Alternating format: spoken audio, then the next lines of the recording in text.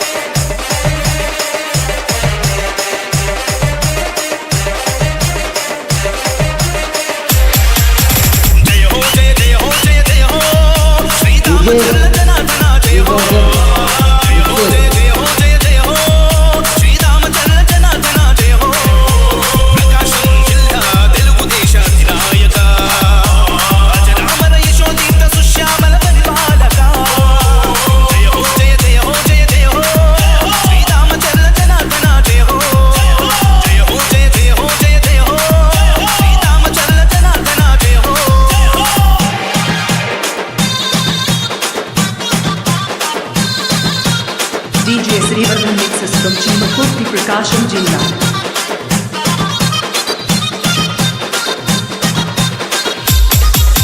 చంద్రబాబు పాలనలో ఎమ్మెల్యేగా ప్రతి కంటికి రెప్పవై నిలిచావుగా, కన్న కొడుకులాగా చూస్తున్నావుగా, తోబుట్టువు కంటే మాకు నీవు ఎక్కువ. చంద్రబాబు పాలనలో ఎమ్మెల్యేగా ప్రతి కంటికి రెప్పవై నిలిచావుగా, కన్న కొడుకులాగా చూస్తున్నావుగా, తోబుట్టువు కంటే మాకు నీవు ఎక్కువ. అందుకే తరం తరం నిరంతరం నీ కోసమే నేను ఎప్పుడైనా ఎక్కడైనా నీ వెంటే నడుస్తాం. నువ్వు చేసిన సాయాన్ని మరిచిపోము మేము, మళ్ళీ గెలిపిస్తామని మాటిస్తున్నా. మన విశిష్ట అతిథి నాగసచ్చలత గారికి అందరికీ ముందుగా నా ఆత్మీయ వందనాలు. ఈరోజు ఇక్కడికి ఎందుకు చేరాము మీ అందరికీ తెలుసు.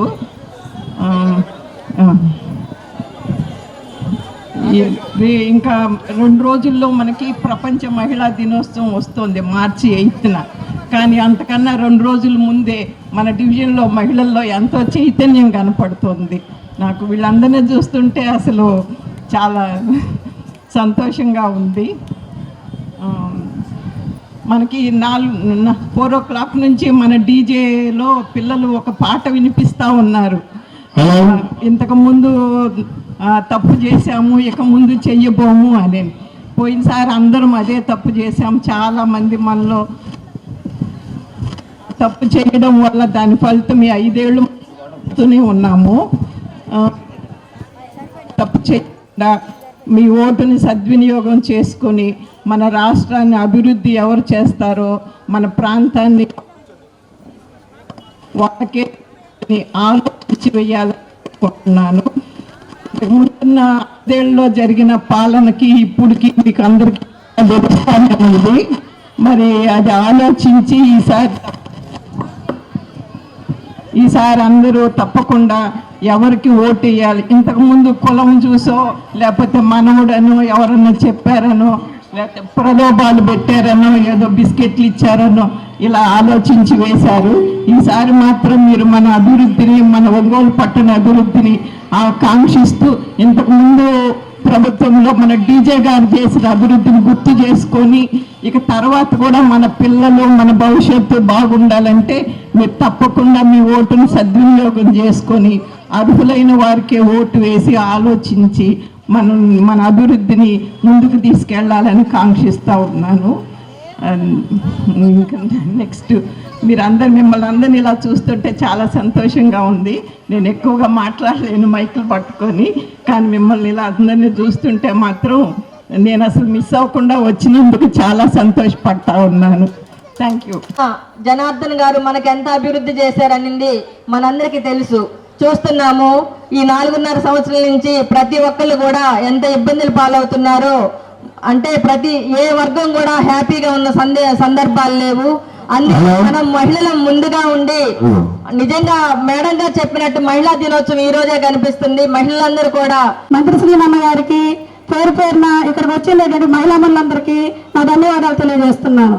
ఈ 4.5 సంవత్సరం నుంచి ఎంత అవస్థలు పడ్డామో మనకే తెలుసు. ఇప్పుడు ఇన్ని రోజుల నుంచి లేని పట్టా భూములు ఇప్పుడే ఎందుకు ఇస్తున్నారు? ఇంతకు ముందు కాలంలో ఇవ్వచ్చు కదా. ఈ ఎలక్షన్ల మూమెంట్లో ఎందుకు ఇస్తున్నారో మీరే అర్థం చేసుకోవాలి. మన ఐటీ మార్గాలన్నిటికీ ఎవరు ఆనకట్ట కట్టారో మీరే తెలుసుకోవాలి. ఇవన్నీ ముందుకు రావాలంటే మనం ఎవరిని గెలిపించుకోవాలి, మనం ఎవరిని అభివృద్ధి వాళ్ళు తెచ్చుకోవాలని మీకు తెలుసు. మనకి 2019లో ఎలా ఉంది, ఇప్పుడు ఎలా ఉంది అనేటువంటి విషయాన్ని మీరందరూ అర్థం చేసుకోవాల్సిందిగా కోరుచున్నాను. ఇంతవరకు కానీ ఇప్పుడైనా మేల్కొని మన పిల్లల కోసము, మన రాబోయే పిల్లలు భవిష్యత్తు కోసము తప్పకుండా ఈసారి సైకిల్ గుర్తుకు ఓటేసి మన నారా చంద్రబాబు నాయుడు గారిని ముఖ్యమంత్రిగా చేసుకోవాలని చెప్పి అందరినీ మహిళమ్మ తల్లులందరినీ కూడా కోరుకుంటూ ఇట్లా నాకు మంత్రి సింగ్ గారికి ధన్యవాదాలు తెలుపుతున్నాను. వేదికను అలంకరించినటువంటి మహిళలందరికీ, వేదిక ముందున్నటువంటి మహిళలందరికీ కూడా నమస్కారాలు తెలియజేసుకుంటున్నాం. మరి ఈ 4.5 సంవత్సరాల్లో అధికారానికి ముందుగా వచ్చినటువంటి జగన్ ఏం చెప్పాడు, ఇప్పుడు అధికారానికి వచ్చిన తర్వాత ఏం చెప్పాడు, మరి మీ అందరికీ తెలిసే ఉంటుంది. మరి జగనన్న మహిళలకు రక్షణ లేకుండా చేశాడు, మహిళలకు ఉపాధి లేకుండా చేశాడు, యువతకు ఉద్యోగాలు లేకుండా చేశాడు. ఏమీ లేదు ఈ రాష్ట్రంలో. చంద్రబాబు నాయుడు గారు వస్తే మనకి అన్ని రకాలుగా ఆదుకుంటారు. మరి అలాగే మీరంతా కూడాను ఈ జగనన్న పాలనని, ఈ జగనన్న మంత్రుల్ని, ఎమ్మెల్యేలని, జగన్ని మొత్తాన్ని మహిళలందరూ కూడా తరిమి కొట్టాలని కోరుకుంటూ, మరి ఇప్పుడు దామలశెల్ల జనార్దన్ రావు గారు ఒంగోలు అభివృద్ధి ఎంత చేశారో మీ అందరికీ తెలుసు. బ్రిడ్జిలు కానివ్వండి, మరి రోడ్లు కానివ్వండి, ఇటుకో ఇళ్ళు కానివ్వండి, డ్రింకింగ్ వాటర్ కానివ్వండి, పార్కులు కానివ్వండి, జనార్దన్ గారు ఒంగోలుకి ఇది చేశారు, ఇది చేయలేదు అనకుండా అభివృద్ధి చేశారు. మంచి నాయకుడు జనార్దన్ రావు గారు, ప్రజాసేవకుడు. మీరంతా కూడా ఈసారి మళ్ళీ జనార్దన్ రావు గారిని ఎమ్మెల్యేగా చేసుకుంటే ఇంకా మిగిలిపోయిన అభివృద్ధిని చేస్తారు. జనార్దన్ రావు గారిని మీరంతా కూడా గుర్తుంచుకొని మీరు అత్యధిక మెజార్టీతో గెలిపించి జనార్దన్ రావు గారిని అసెంబ్లీకి పంపిస్తే అక్కడ చంద్రబాబు నాయుడు గారు ముఖ్యమంత్రి అవుతారు. మరి జనార్దన్ గారిని మీరంతా కూడా అత్యధిక మెజార్టీతో గెలిపించాలని కోరుకుంటూ అసెంబ్లీకి పంపించి చంద్రబాబు నాయుడు గారిని ముఖ్యమంత్రిగా చేసుకుందామని తెలియజేసుకుంటూ నాకు ఈ అవకాశం ఇచ్చిన మీ అందరికీ ధన్యవాదాలు తెలియజేసుకుంటూ ప్రథమంగా ఒంగోలు ఇదే చూస్తున్నాను. 49వ డివిజన్లో ఎప్పుడు చేసినా ఇలాగే స్పందన వస్తుంది.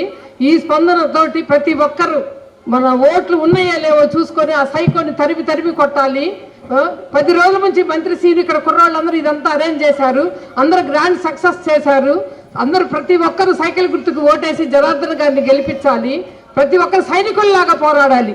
ఇంతకు ముందు వేసిన ఓట్ల కన్నా ఈసారి సైనికులు పోరాడినట్టు పోరాడి ప్రతి ఒక్కరు ఓట్లు వేయాలి. రానోళ్ళందరినీ తీసుకెళ్లి కూడా ఓట్లు వేయించాలి. అది ప్రధాన కార్యక్రమం. ముందు ఇంతటితో నేను ఆపేది చేసిన అభివృద్ధి గురించి మగవాళ్ళ కంటే ఆడవాళ్ళకే ఎక్కువ తెలుసుద్ది.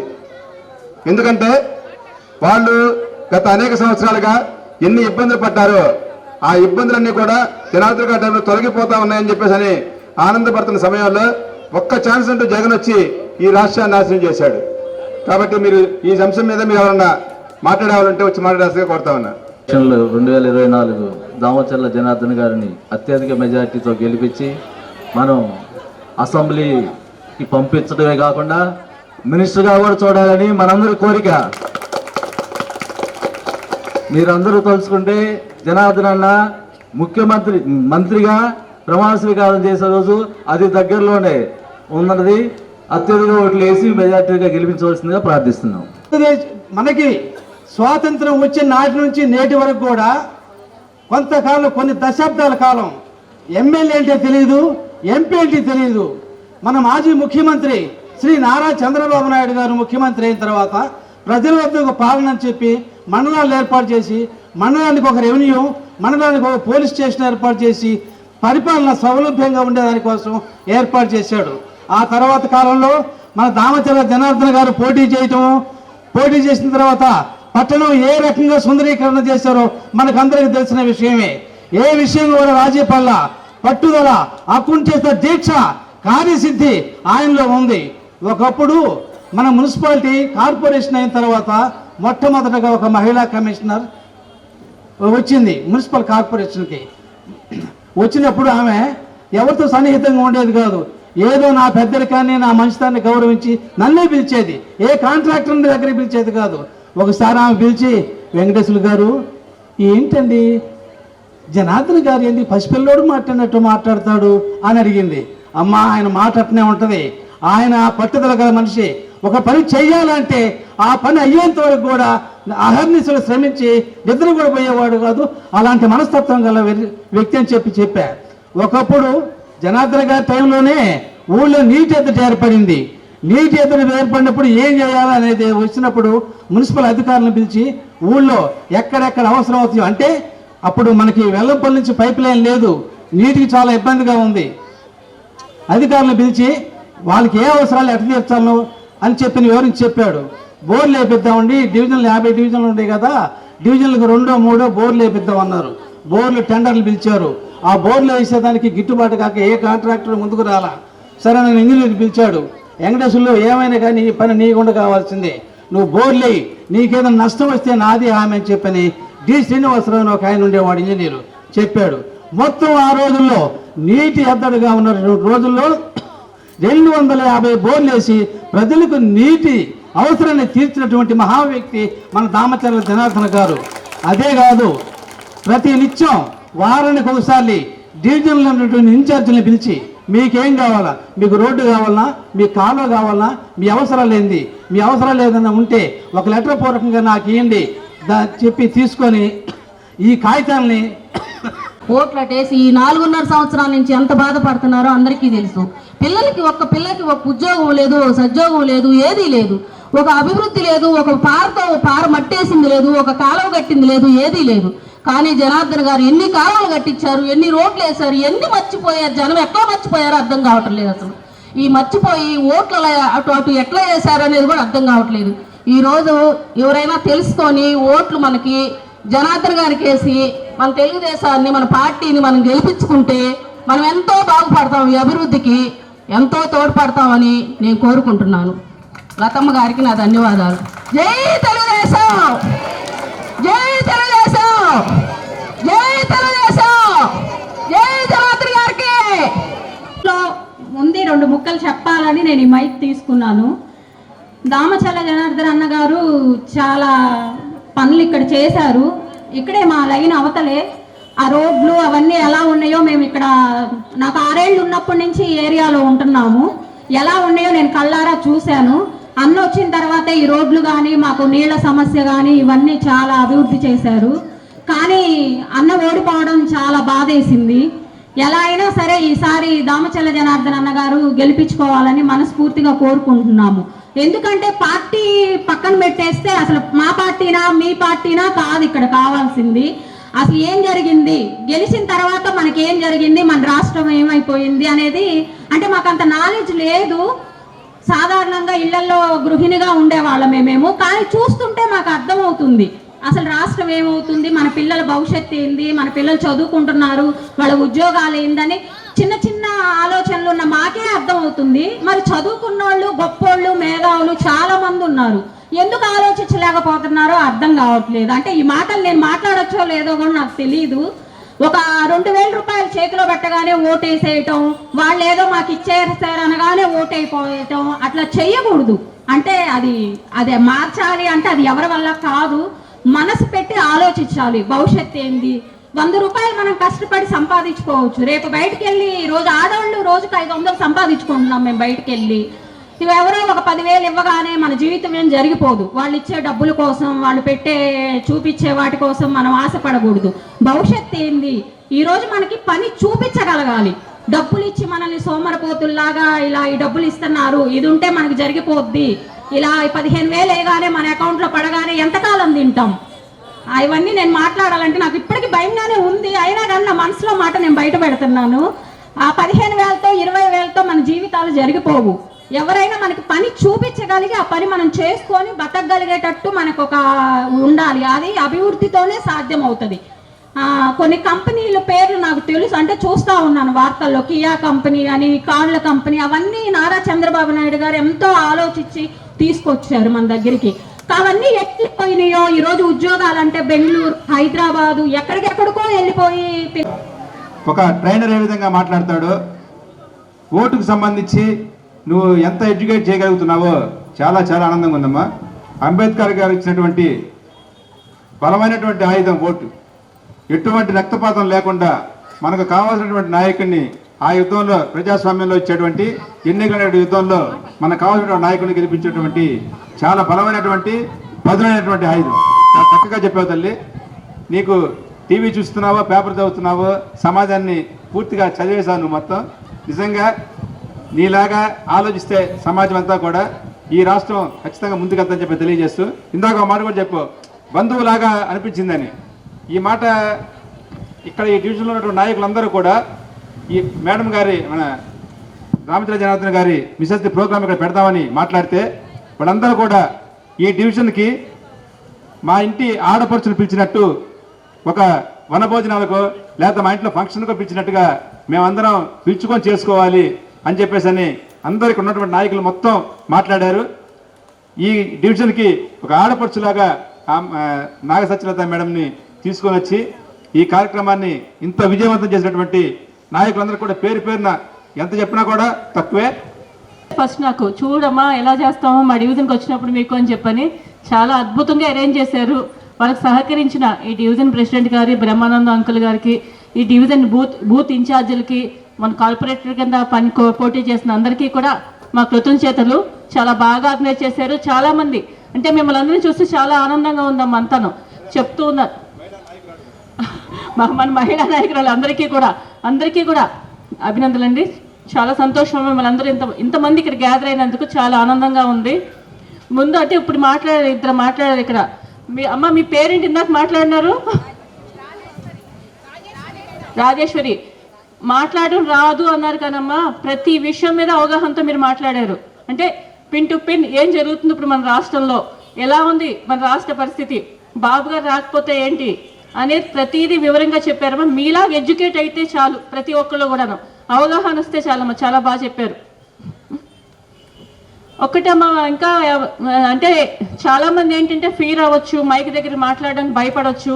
లేకపోతే ఏంటంటే ఒకటి మెయిన్ సమస్య ఏంటంటే ఇప్పుడున్న మన రాష్ట్ర పరిస్థితి ఏంటంటే అమ్మా, బయటకు వచ్చి మాట్లాడేమంటే చాలు ఏ వాలంటీర్ వచ్చి మా పథకాలు తీసేస్తారో, లేకపోతే ఎవరు వచ్చి మా రేషన్ కార్డులు కట్ చేస్తారో, మా మీద ఏం కేసులు పెడతారని భయంకరమైన టెన్షన్లో ఉన్నాం.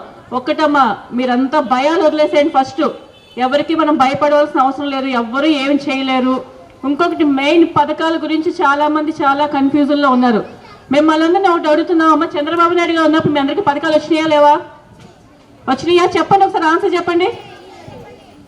ఇప్పుడు వస్తున్నాయి, రేపు మళ్ళీ బాబు గారు వస్తే పథకాలు వస్తాయా రావా? వస్తాయి కదా. మరి ఎందుకు మన భయం ఎందుకు? మన పథకాలు ఎక్కడికి వెళ్ళిపోతాయి? ఇంకా బాగుంటుంది, ఇంకా మంచి పథకాలు వస్తాయి. ఇప్పుడు బాబు గారు సూపర్ 6 అని చెప్పని మహిళా పథకాలు ఒక 6 పెట్టే తెలుసా మీ అందరికి? దాని గురించి ఎవరైనా ఒక్క పథకం గురించి చెప్పండి, తెలుసా మీ అందరికి? ఐడియా ఉందా? ఉచితంగా బస్సు, నిరుద్యోగ వృత్తి, 18 ఏళ్ళు నిన్న ప్రతి ఆడపిల్లకి 1500 నెలకి, 60 సంవత్సరాలు వచ్చే వరకు ఏంటంటే మళ్ళీ 60 సంవత్సరాలు వస్తే మళ్ళీ పెన్షన్ వస్తుంది కదా అందరికీ. తెలుసు కదా ఇవన్నీ. ఇంకా బెనిఫిట్స్ ఉన్నాయి కదా మనకు పథకాలు, ఇవన్నీ ఇంకా బాగా చేస్తున్నారు కదా బాబు గారు. మళ్ళీ ఏంటంటే ఇంట్లో ఎంతమంది చదువుకుంటే అంతమందికి కూడా ఇస్తారు, అవునా? రోడ్లు వేయటం, కాలువలు కట్టించడం బాగుంది. రోడ్లు వేయటం, కాలువలు కట్టించడం. ఇంకెవరైనా ఏమైనా ఒక్కటమ్మా మిమ్మల్ని అందరినీ అడిగేది, 2014 నుంచి 19 వరకు ఒంగోలు ఎలా ఉందో చూసారుగా అందరూ. అందరికీ అర్థమవుతుందిగా 2014 టు 19 ఒంగోలు ఎలా ఉంది. మీరు అలా చూస్తున్నారు. మళ్ళీ 19 నుంచి 24 వరకు ఒంగోలు ఎలా ఉంది? 19లో జనార్దన్ గారు ఓడిపోయినప్పుడు ఎక్కడైతే అభివృద్ధి ఆగిపోయిందో అక్కడే ఉన్నాం. ఇప్పుడు కూడా మన ఒంగోలు ఎక్కడా కూడా పాడైపోయింది. రోడ్లు రిపేర్ చేసింది లేదు, డ్రైనేజీలు క్లీన్ చేసింది లేదు, దోవల మందు కొట్టింది లేదు. చూస్తున్నారుగా మీరు అందరూ బయటకు వెళ్తున్నప్పుడు. అర్థమవుతుందా లేదా మీ అందరికీ? జనార్దన్ గారు ఉన్నప్పుడు ఈ డివిజన్లో 5 కోట్ల పని చేశారు, వర్క్ చేయించారు. అంటే రోడ్లు, డ్రైనేజీలు, ఇలాంటి డ్రింకింగ్ వాటర్. అందరికీ మంచినీళ్ళు బాగా వస్తున్నాయమ్మా? నీళ్ళు బాగా టైంకి వస్తున్నాయా? అంటే వాసన లేకుండా అంత బాగున్నాయి నీళ్ళు ఇప్పుడు? మైక్ ఇవ్వండి అమ్మ ఒక్కొక్కరికి. ఏంటి కదా మీ అంటే ఇంట్లో ఆడవాళ్ళకి అర్థమైనంత అవగాహన మగవాళ్ళకి కూడా అర్థం కాదమ్మా. మీరు చూస్తున్నారు పరిస్థితి ఏంటనేది బయట. నీళ్ళు అప్పుడు పగలు వచ్చాయండి, ఇప్పుడు నైట్ ఎప్పుడు వస్తాయో కూడా తెలియదు. అదే పరిస్థితి. అంటే మీరు చెప్పిన దానికి నేను చిన్న చెప్తున్నానమ్మా, ఇప్పుడు రాత్రులు ఎప్పుడు వస్తున్నాయో కూడా తెలియట్లా. ఒక్కటే మీరందరూ ఆలోచించుకోవడం, జనార్దన్ గారు ఉన్నప్పుడు మున్సిపల్ ఆఫీసర్లకి మెయిన్ చెప్పేది ఏంటంటే అర్ధరాత్రి ఎక్కడ నీళ్ళు ఇవ్వద్దు, ఎవరు ఇబ్బంది పడకూడదు. రాత్రులు నీళ్లు పట్టుకోవడానికి 1 గంటకి 2ంటికి అలా వచ్చేయంటే నీళ్లు, ఆ టైంలో నీళ్ళు ఇవ్వకుండా పగలు నీళ్ళు ఇవ్వని చెప్పేవారు. అదే ఫాలో చేయించేవారు అందరికీ కూడా. అందరికీ పొద్దున మాటలు పగలే నీళ్ళు వచ్చాయి. కానీ ఇప్పుడు పరిస్థితి ఎలా ఉంది? మళ్ళీ రాత్రుళ్ళు ఏ టైంకి వస్తాయో నీళ్ళు తెలియదు. 1 గంటకి వస్తాయా, 12ంటికి వస్తాయా, 2ంటికి వస్తాయా? ప్రతిరోజు ఆ నీళ్ళ కోసం జాగారం చేయవలసిందే కదా. పరిస్థితి ఎలా ఉందో చూస్తున్నారు కదా. మీరు చెప్తున్నారు మురికి నీళ్ళు వస్తున్నాయని. చాలా ఏరియాస్కి వెళ్ళినప్పుడు మేము కొన్ని స్లమ్స్లో అయితే వాళ్ళు ఏం చెప్తున్నారంటే, మాకు తాగడానికి అంటే ఉన్న డబ్బుతో బబుల్స్ కొనుక్కొని తాగవలసిన పరిస్థితి వచ్చిందమ్మా మాకు. ఇప్పుడు పట్టుకునే నీళ్ళు లేక ఏంటంటే పరిస్థితి. వాళ్ళు ఏంటి మేము ఉన్నది ఏదో తిండి కోసం చూస్తుంటే దాంట్లో కూడా బబుల్స్ పెట్టుకుని, అంటే అంత ఘోరంగా ఉన్నాయి నీళ్ళు, మంచినీళ్ళు అని చెప్పని. ఇదంతా మీరు తెలుస్తూ ఉన్నాం అందరికీ. అర్థమవుతుందా మీ ఎవరికైనా? ఇచ్చారు దీంట్లో మున్సిపాలిటీలో వస్తాయని అనుకుంటే రాలేదు. ఈ పార్టీ మాకేమీ చేయలేదు, కానీ మాకు ఇల్లు రావాలి. మేము అద్దెంట్లో ఇన్ని సంవత్సరాల నుంచి ఉంటున్నామో ఆ బాధ మాకు తెలుస్తుంది. అమ్మా ఒక్కటి, మనకి టిడ్కో ఎంతమందికి టిడ్కో ఇళ్ళకి అప్లై చేసుకున్న వాళ్ళు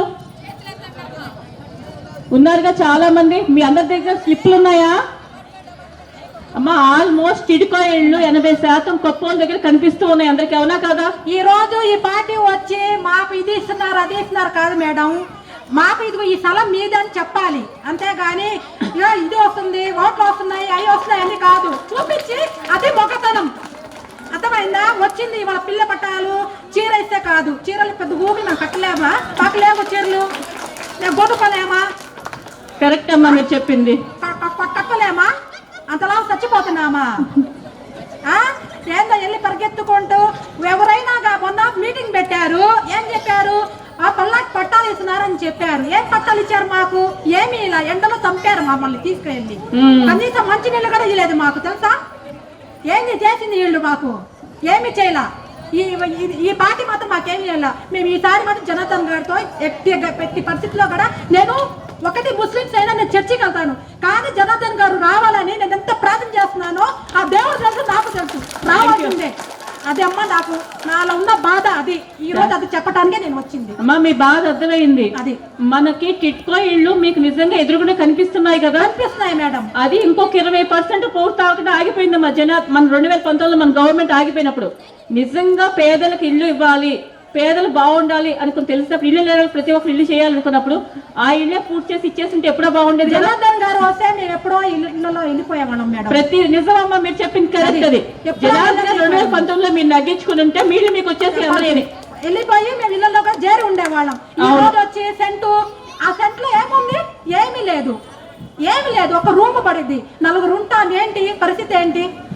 ఈ రోజు వచ్చి ఏందో మా పార్టీ ఇట్లా చేస్తున్నా అంటే అది పద్ధతి కూడా కాదు. అది చాలా బాగా చాలా అవగాహనతో చెప్పారు, మీకు బాగా అర్థం అవుతుంది ఈ బాధ. అంటే నేను అద్దె ఇంట్లో ఎప్పటి నుంచి ఉంటున్నానో నాకు తెలుసు మేడం ఆ బాధ. ఈ రోజు వచ్చి ఉన్న వాళ్ళకి లేని వాళ్ళకి అంటే ఉన్న వాళ్ళకి ఇచ్చి లేని వాళ్ళకి ఇచ్చి ఏం చేస్తావు నువ్వు? ఏం చేస్తావు నువ్వు? లేని వాళ్ళకి ఇవ్వాలి కానీ అన్నం పెట్టాలి కానీ ఉన్న వాళ్ళకి ఇస్తే అదేమన్నా పద్ధతేనా? అవును, అది పద్ధతేనా? అందరికి ఇవ్వండి అంటే అది గొప్ప విశేషం అని కూడా కాదు. అది న్యాయం కూడా కాదు. జనాలు ఇప్పటికైనా మారితే ఇంకా చాలా మంచిది. ఆయన వస్తే ఇంకా కిడ్నీలు అమ్ముకోవాలి. మేము 1600 కట్ట బియ్యం వచ్చి 1600 ఎప్పుడైనా మేము తిన్న రోజులు కూడా లేవు మేడం. అవును వాసం మేడం. మాలో ఉన్న బాధ అయితే నిజంగా నాకు చాలా బాధ ఉంది మేడం. ప్రతి ఒక్కరికి ఆ ఇళ్ళు అక్కడే ఉన్నాయి, ఇంకొక 20% పూర్తి అవ్వాలి.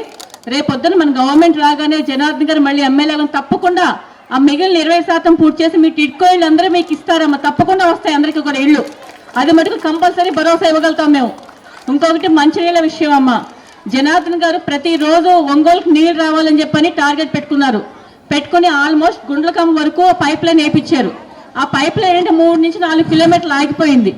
ఆ ఆగిపోయిన కిలోమీటర్లు ఇప్పుడు పూర్తి చేయలేపారు. అది రేపు మన గవర్నమెంట్ రాగానే ఆ మిగతా పూర్తి కూడా చేసి తప్పకుండా ప్రతి ఒక్కరికి ప్రతిరోజు మంచినీళ్ళు వచ్చేలాగా చేస్తారమ్మా. పోయినాయి, ఫంక్షన్లు పోయినాయి, రోడ్లు బాగాలేదు, డ్రైనేజ్ సమస్య, ఇవన్నీ ఉన్నాయని మాకు తెలుసు. మేడం ఈ ప్రభుత్వం వచ్చిన తర్వాత మాకు రేషన్ కార్డు పోయింది. మేము ఒంగోలు వచ్చి 20 సంవత్సరాల నుంచి రెండింట్లోనే ఉంటున్నాం. పిల్లల్ని చదివించుకుంటా, సంసారాలు ఇలా చేసుకుంటా అలా చేసుకుంటా రెండింట్లో ఉన్న రేషన్ కార్డు కూడా పోయింది. పిల్లలకి ఏదైనా చదివించుకుందామంటే స్కాలర్షిప్ పెట్టుకుందామంటే ఆప్షన్ కూడా మాకు లేదు.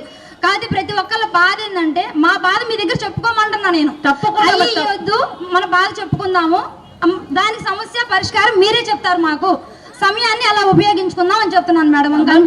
మీరు చెప్పింది మంచి విషయాలమ్మా. మీరు చెప్పింది మా బాధ ఏంటంటే అదే, ఇప్పుడు అంతమంది మాట్లాడలేరు మేడం. ఇప్పుడు నేను వచ్చిన దగ్గర నుంచి మైక్ తీసుకు అంటే నువ్వు చెప్పే చాలా మంది సమస్య ఏంటో మాకు నేను చెప్పలేకపోతున్నాను అంటున్నావు. కరెక్ట్. ఏంటంటే ఇక్కడ చాలా మందికి ఉన్న మీరు చెప్పారు ఇప్పుడు రేషన్ కార్డు అని. ఇక్కడ ఎంతో మందికి అంటే ఏం చేస్తారంటే మరి కరెంట్ ఛార్జీ పెరిగింది, లేకపోతే ఒక ఇల్లు ఉందో ఒక కారు ఉందో ఈ టైప్లో ఇప్పుడు అంతా కరెంట్ ఛార్జీలు పెంచేది, రేషన్ కార్డులు కట్ చేసేది. ఇది చాలా, లేకపోతే అమ్మఒడి తీసేసేది, ఏదో ఒకటి ఉందో. లేకపోతే పెద్దవాళ్ళు ఉన్నారు ఇంకో ఇంట్లో, వాళ్ళకి ఏం జరుగుతుందో ఇప్పుడు వాళ్ళ కొడుకో కూతురుకో ఎవరికో వాళ్ళ పేరు మీద ఇల్లు ఉన్నా, ఒక కారు ఉన్నా, ఉద్యోగాలు ఉన్నా పెన్షన్ పోతూ ఉంది. మనం ఒంగోలు గురించి చూస్తే డెవలప్మెంట్ మెయిన్ రోడ్లు అవనివ్వండి, డ్రైనేజీలు అవనివ్వండి, మంచినీళ్ళు అవనివ్వండి, ఏది కూడా ఎక్కడ వేసింది అక్కడ ఉంది తప్ప ఏది జరగట్లా. ఈ సమస్యలని ప్రతి ఒక్కళ్ళు ఇక్కడ ఉన్న వాళ్ళకి ఏదో ఒక ఇబ్బంది, ఏదో ఒక విధంగా పెన్షన్, రేషన్ కార్డు, లేకపోతే అమ్మఒడి, లేకపోతే రోడ్ల సమస్య చాలా ఉంది మాకు తెలుసు. నువ్వు అడిగా కాబట్టి నేను చెప్తున్నానమ్మా, ఇది జనార్దన్ గారు అయితే కంపల్సరీ రేపు ఎమ్మెల్యే అయిన తర్వాత 100% మీ సమస్యలు అయితే తీరుస్తారు. ఇలాంటివన్నీ మీరు అడిగినందుకు నేను చెప్తున్నది కన్ఫామ్గా. ఇలాంటివన్నీ ఎవరికైనా సమస్య ఉంటే మటుకంటే రోడ్లు అవనివ్వండి, మన ఒంగోలు అభివృద్ధి అవని, ఇప్పుడు చాలా మందికి పోయి ఉండొచ్చు రేషన్ కార్డ్స్ అయినా, లేకపోతే ఇలాగా పెన్షన్స్ అయినా, ఇల్లులమ్మా టిట్కో ఇల్లు ముందే నేను హామీ ఇస్తున్నాను. మరి జనార్దన్ గారు చెప్పారు కాబట్టి నేను చెప్పగలుగుతున్నాను. కంపల్సరీ టిట్కో ఇల్లు కట్టుకోవాలందరికీ కూడా కంపల్సరీ టిట్కో ఇల్లు వస్తాయి. ఇప్పుడు పార్టీ గురించి కూడా ఒక అంశం చెప్తున్నా. మన తెలుగుదేశం గవర్నమెంట్ ఉన్నప్పుడు ఎవరికైనా రేషన్ కార్డులు పోవడాలు, లేకపోతే ఇలా పెన్షన్ పోవడాలు జరిగినాయి ఎక్కడైనా? లేదు కదా, అందరికీ వచ్చినాయి కదా. అప్పుడు 580 మందికి రేషన్ కార్డులు ఇచ్చామని చెప్పి మన డివిజనల్ చెప్తూ ఉన్నారు. అంటే పెట్టించారు. మనం ఎప్పుడు కూడా పార్టీలు చూడలేదమ్మా. వీళ్ళ వైఎస్ఆర్ వీళ్ళ లేకపోతే మనం వీళ్ళకి రేషన్ కార్డు ఇవ్వచ్చా, పెన్షన్ ఇవ్వచ్చా, అవసరం ఉన్న ప్రతి ఒక్కరికి, నీడీ పీపుల్ ప్రతి ఒక్కరికి అన్ని రకాల పథకాలు అందినాయి. మీరందరూ మెయిన్ ఆలోచన చేస్తుంది ఏంటేమో చెప్పనా, మీ పథకాలన్నీ రేపు బాబు గారు వచ్చిన తర్వాత కూడా కంపల్సరీ మీ పథకాలు వస్తాయి. కానీ మీరందరూ ఆలోచించిన మెయిన్ విషయం ఇంకోటి ఉంది. ఏంటది? పిల్లల గురించి. ఇప్పుడు పిల్లలు బయటకు వస్తున్నారు, డిగ్రీలు చదువుకుని బయటకు వస్తున్నారు, ఇంజనీరింగ్లు చేసి బయటకు వస్తున్నారు. ఉద్యోగాలు ఎవరికైనా ఉద్యోగాలు వస్తున్నాయి పిల్లలకి? ఎక్కడైనా లేవు కదా. మళ్ళాగా మనం పిల్లలు కూడా పథకాలు తీసుకుంటూ కూర్చోబెడదామా? వద్దు కదా. మరి ఏం చేయాలి మనం? ఇప్పుడున్న సీఎం నమ్మి ఎవరైనా సరే ఇన్వెస్ట్ చేయగలుగుతున్నారా? మన రాజధాని ముందు మనకు ఒక క్యాపిటల్ లేదు కదా. ఇన్వెస్ట్ చేయాలంటే కంపెనీలు రావాలని మన క్యాపిటల్ ఉందా? మనకు రాజధాని లేదు కదా. ఇన్వెస్ట్మెంట్స్ ఎవరైనా సరే ఇప్పుడున్న సీఎం నమ్మి రాగలుగుతున్నారా? రావట్లేదు కదా. మరి ఏం చేయాలి మనం? ఒక మంచి నాయకుడిని ఎన్నుకుంటే కదా. అవునా కదా? ఒక మంచి నాయకుడు అవసరం వల్ల ఏమవుద్ది చెప్పనమ్మా? ఆ నాయకుడు నమ్మి ఇన్వెస్టర్స్ వస్తారు. ఆ ఇన్వెస్టర్స్ రావడం ఏంటంటే మన పిల్లలకు ఉద్యోగ అవకాశాలు కల్పించగలుగుతారు. ముందు మీరంతా ఆలోచించాల్సింది ఏంటంటే ఆడవాళ్ళు ఇక్కడంతా కూర్చున్న వాళ్ళంతా మెయిన్ పిల్లలు బాగుపడకపోతే బాధపడేది ఎవరు? తల్లిదండ్రులే కదా. ఎంత నరకం అది. అదొక్కసారి దృష్టిలో పెట్టుకోండి.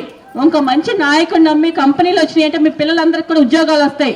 ఇప్పుడు ఎలా ఉంది చెప్పనమ్మా? బయటకు వస్తున్నారు పిల్లలు, ఇంజనీరింగ్లు పూర్తి చేసి, డిగ్రీలు పూర్తి చేసి బయటకు వచ్చిన పిల్లల పరిస్థితి ఏంటి?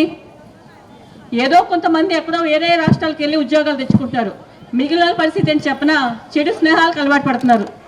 గంజాయి, డ్రగ్స్. మన రాష్ట్రం అంతా ఎలా ఉంది చెప్పినప్పుడు ఒక గంజాయి మొత్తంలో ఉంది బయటకు వచ్చిన పిల్లల పరిస్థితి. ఈ విధంగా మన పిల్లలు తయారు చేసుకుందామా? వద్దు కదా. మరి దానికి మనం ఏం చేయాలమ్మా? మంచి నాయకుని తెచ్చుకోవాలి. ఈసారి ఎలక్షన్ మన కోసమో ఎవరి కోసమో, ప్రతి ఒక్కరి కోసమమ్మా. మన పిల్లల భవిష్యత్తు కోసం, మన ఒంగోలు కోసం, మన రాష్ట్రం కోసం ప్రతి ఒక్కరు కూడా ఆలోచించండి ఒక్కసారి వివేకంతో. ఇప్పుడు ఇందాక ఆవిడ చెప్పింది ప్రతి ఒక్కరు ప్రతిరోజు పేపర్లు చూస్తున్నారు, సోషల్ మీడియా చూస్తూ ఉన్నారు. అందరికీ అవగాహన ఉందాం. అప్పుడు ఎవరికి ఏ విషయం గురించి చెప్పక్కల్లా, మీ అందరికీ తెలిసినంత బాగా వేరే వాళ్ళకి ఎవరికి కూడా తెలియదు. మీరు చూస్తూ ఉన్నారు మన రాష్ట్రం ఎలా ఉంది, మన ఒంగోలు పరిస్థితి ఎలా ఉందనేది. మీరందరూ ఒక్క నిమిషం కూర్చుని ఆలోచించండి. రేపొద్దున మంచి నాయకత్వాన్ని ఎన్నుకోపోతే మన రాష్ట్ర పరిస్థితి ఏంటి? రేపటి నుంచి మన ఇంట్లో మనం ఉండలేం. మన ఒంగోలు చూస్తున్నారు పరిస్థితి ఎలా ఉంది చెప్పనా? ప్రతి ఏదైనా సరే, ఏ పొలం ఉన్నా, ఏ సైట్ ఉన్నా కబ్జా లేని పొలం కానీ సైట్ కానీ మన ఒంగోలు లేదు. ఇప్పుడు భయపడుతున్నారు ఎవరన్నా సరే. ఏమన్నా రిజిస్ట్రేషన్స్ మనం ఎప్పుడైపోతున్నాయో కూడా తెలియట్లా. ఈసీలు మన పేరు మీద ఉంటున్నాయి, కానీ ఎప్పుడు ఎవరు రిజిస్ట్రేషన్ చేస్తున్నారో కూడా అర్థం కావట్లా. ఇవన్నీ మీ అందరికీ తెలుసు. మీరందరూ అవగాహన ఉన్నవాళ్ళే మాట్లాడుతున్నారు అందరూ కూడా. ఒక్కసారి ఆలోచించి నిర్ణయం తీసుకోండి. ఈసారి మనం ఇక్కడ జనార్దన్ గారిని, పైన బాబు గారిని గెలిపించుకోకపోతే మన రాష్ట్ర భవిష్యత్తు పాడు చేసిన వాళ్ళు మనమే అవుతాం. అదే కదమ్మా. సరుకులు కొనేలా ఉన్నాయమ్మా? ఏమన్నా సరుకులు కొనేలా ఉన్నాయి అప్పుడు మీరు చెప్పండి ఒకసారి. లేవు కదా? మరి అమ్మా మీకు ఇంకొక విషయం చెప్తున్నాను. పవన్ కళ్యాణ్ గారు ఇప్పుడున్న గవర్నమెంట్ కానీ చంద్రబాబు గారికి ఎందుకు సపోర్ట్ చేశారు? ఎందుకోసం? సమర్థవంతమైన నాయకత్వం నాకు రావాలని చెప్పిన. అవునా కదా? అంటే ఎవరన్నా ఇప్పుడున్న గవర్నమెంట్ కాదనుకుని అంత ఇదిగా సపోర్ట్ చేయలేరు కదా. దేనికోసం? ఒక మంచి నాయకుడు వస్తే మన రాష్ట్ర భవిష్యత్తు బాగుంటుంది అని చెప్పని.